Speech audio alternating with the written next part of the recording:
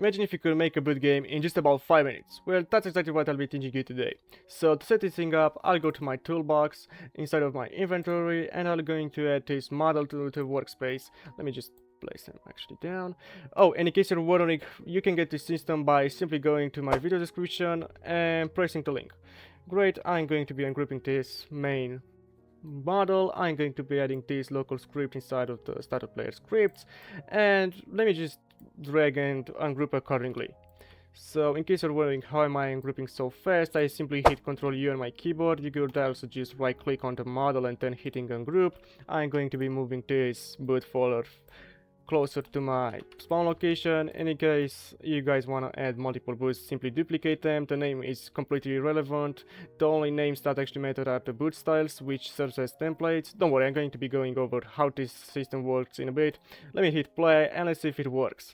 So I'm going to claim this first boot. Now usually what people do in this type of games, they have a very wild opinion on something. So let me just think of something. Come on brain, think! Oh, I know. The boys.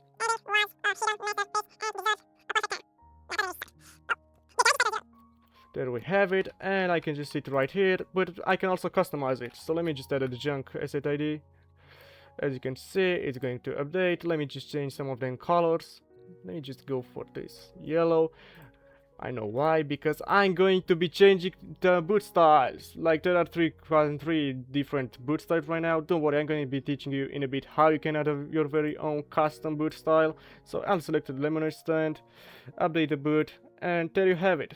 And in case you guys want to see the neon style, which just sucks, yeah, that's just as a filler style. Don't tell anybody. And I'm going to hit embed and boot. And what if a player claims another boot? He can simply just change them. And it actually works. But how can you add a boot style? So to add a new style, you simply just duplicate one of the boot styles inside of the folder from the replicate storage, but you won't actually be able to see it. So drag it inside of the workspace. Now that we have it right here, I'm going to rename the model to the style that I want.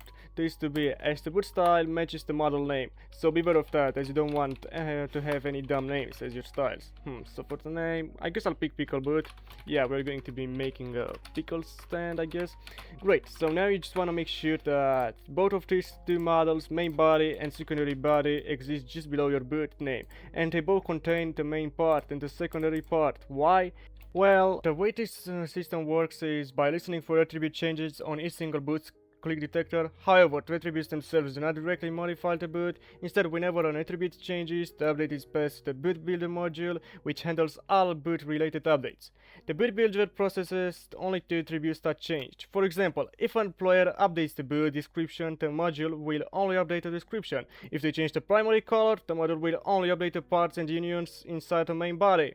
However, changing the style attribute is quite tricky, as the server has to swap the boot style model, basically out of the visible parts, and the model we were attempting to modify earlier in this video. This is why every boot style must contain the exact same hierarchy. Main body, main part, and secondary body must contain a secondary part. This doesn't mean that the main body and secondary body can only contain those parts. You can add extra parts or unions, as long as there is exactly one main part inside the main body, and exactly one secondary part inside of the secondary body.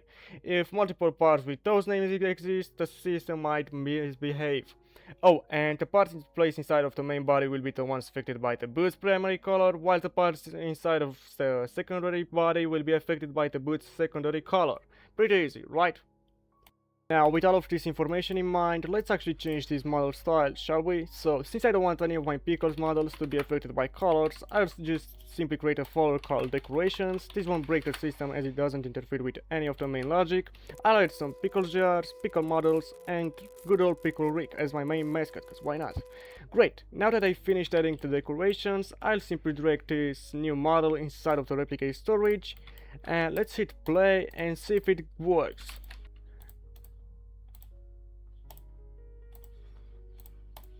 And it does. And I guess that's going to be everything for today. See you in the next one. Later.